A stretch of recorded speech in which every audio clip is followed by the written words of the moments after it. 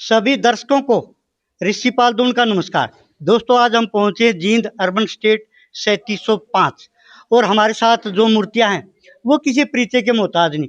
उन्होंने अपना पूरा जीवन समाज के कामों में, आर्य समाज के कामों में और महर्षि दयानंद ने जो रास्ता बताया उनके पथों पे चल के समाज को बहुत कुछ दिया है। क्या दिया है, क्या नहीं दिया, विस्तार से स्वामी जी बताएंगे। स्वामी जी नमस्कार। नमस्कार जी। आप आज जो वार्ता कर रहे हैं, सर्वप्रथम मैं आपका धन्यवाद करता हूं, आपके चैनल का, और सब श्रोताओं का भी अभिवादन करता हूं।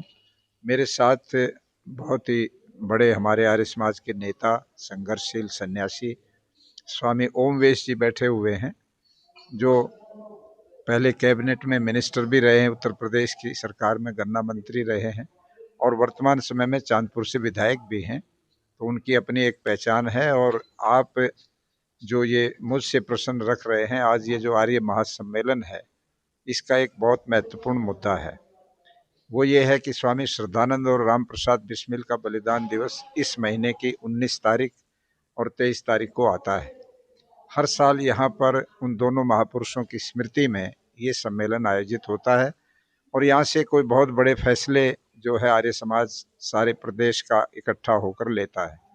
आज हम यहाँ पर जो निर्णय लेने जा रहे हैं, उसमें सबसे महत्वपूर्ण निर्णय ये है कि महर्षि दयानंद सरस्वती की 200वीं जयंती अभी हमने पिछले वर्ष मनाई पूरी विश्व के स्तर पर, और आर्य समाज की स्थापना के 150 वर्ष पूर्ण होने के उपलक्ष्य में भी बहुत बड़े बड़े आयोजन हुए। हम भारत सरकार से इस सम्मेलन के माध्यम से ये मांग करते हैं कि महर्षि दयानंद सरस्वती जो संसार के एक महान समाज सुधारक थे, वेदों के प्रकांड विद्वान थे, और महाभारत के बाद यदि मैं ये कहूँ कि सबसे बड़े दार्शनिक थे, जैसा योगी अरविंद ने कहा था, उनकी स्मृति में इस देश के किसी भी महत्वपूर्ण एयरपोर्ट का नाम स्वामी दयानंद को समर्पित किया जाए। और प्रथम रूप से मैं कहता हूँ, दिल्ली के बिल्कुल साथ में थोड़ी दूरी पर ही जेवर का जो हवाई अड्डा अलीगढ़ जिले में बन रहा है, उसका नाम स्वामी दयानंद को समर्पित किया जाए या किसी और अंतर्राष्ट्रीय हवाई अड्डे का किया जाए।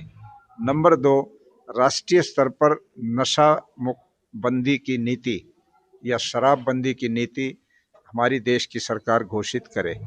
प्रांतों में शराब बंद होने से देश में शराब बंद नहीं हो पाती, इसलिए ये जिम्मेदारी केंद्र की है कि वो एक बार केंद्रीय स्तर पर ये घोषणा करे और इस देश को नशे से मुक्त करे।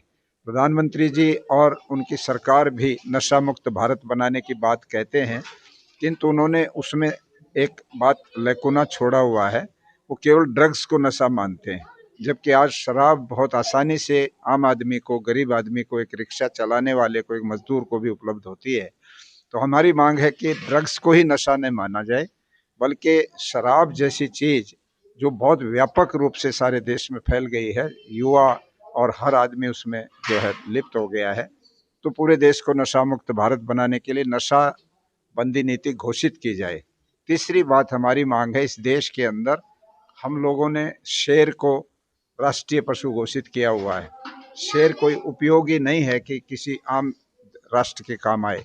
ठीक है, एक वाइल्ड एनिमल है, उसकी जो है जंगल में वो शोभा बनाता है या म्यूजियम में शोभा, जू में शोभा बनाता है जहाँ लोग देखते हैं, किंतु इस देश का जो गोवंश है वो बहुत तेजी के साथ बर्बाद हो रहा है, विनाश हो रहा है और बहुत अपमानित हो रहा है।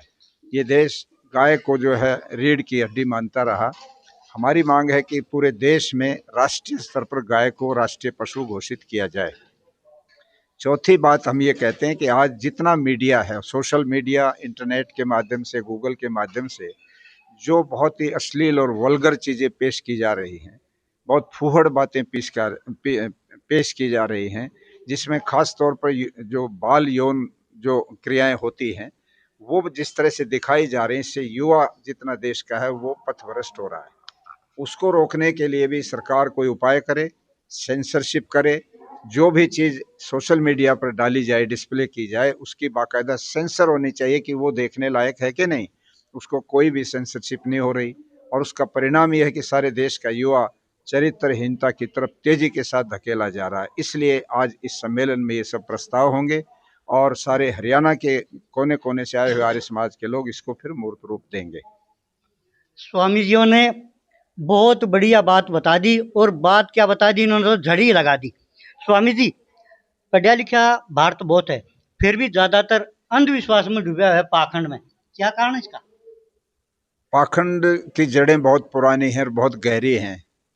आम आदमी जो समस्याएं उसके सामने आती है उनका समाधान तुरंत तुरंत चाहता है, और आज के पाखंडी तांत्रिक और जितने भी जो लोग हैं वो उनको बहुत आसानी से बहला फुसलाने में कामयाब हो जाते हैं कि आओ हम तुम्हारी ऐसी पूजा करा देंगे, तुमको ऐसा बीज मंत्र दे देंगे, तुम्हें ऐसा ताबीज पहना देंगे, तुम्हें झाड़ा लगा देंगे, तुम्हें भभूत दे देंगे, इससे तुम्हारी समस्या हल हो जाएगी।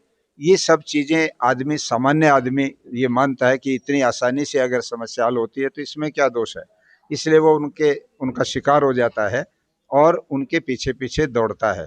आज पाखंड जो है वो इतना ज़्यादा बढ़ गया है कि जिसकी कोई सीमा नहीं है, किंतु लोगों को ही ये निर्णय लेना पड़ेगा कि इस प्रकार के पाखंडियों से समाज नहीं बच सकता। ये पाखंडी अपनी दुकान चमकाते हैं और लोगों की जेबों से पैसा इकट्ठा करके और उन लोगों को अंधेरे की तरफ धकेलते हैं।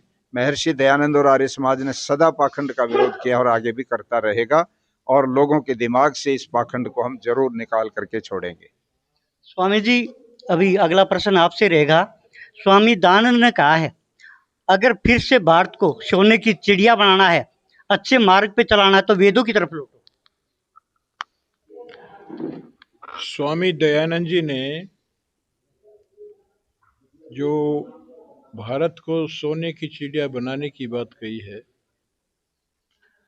वो बिल्कुल सटीक बात है। इससे पहले कि मैं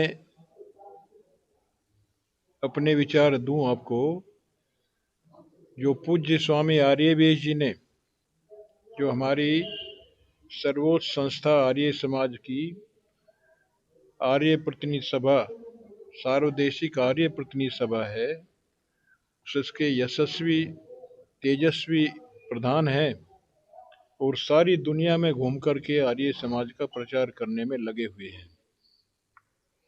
आपने जो पूछी है बात, वेदों की तरफ आए, आना पड़ेगा वेदों की तरफ। यदि वेदों की तरफ हम नहीं आएंगे तो निश्चित रूप से हम सोने की चिड़िया जो हमारा सपन है वो पूरा नहीं कर पाएंगे। और ये थे हमारे साथ साधु सन्यासी, जिन्होंने बहुत सी बढ़िया बात बताई, और आप भी कमेंट करके अपनी राय दे सकते हो। मैं उनके साथ जींद से। जय हिंद, जय भारत।